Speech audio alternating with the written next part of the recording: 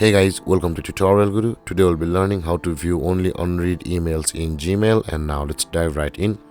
Now to view only unread emails in Gmail, first open up your Gmail app on your phone.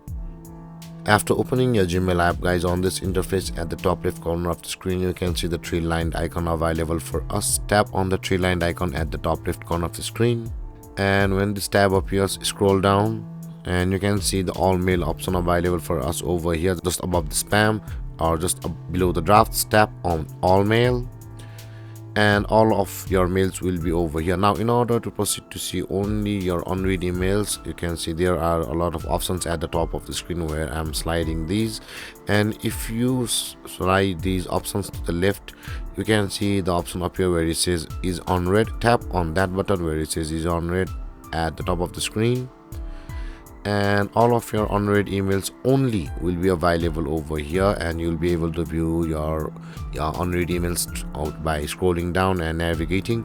And with that being said, guys, this is how to view only unread emails in Gmail on your phone. And if you have any confusions or questions regarding the topic, feel free to comment in the comment section below, and don't forget to like, subscribe and hit that bell icon for more videos.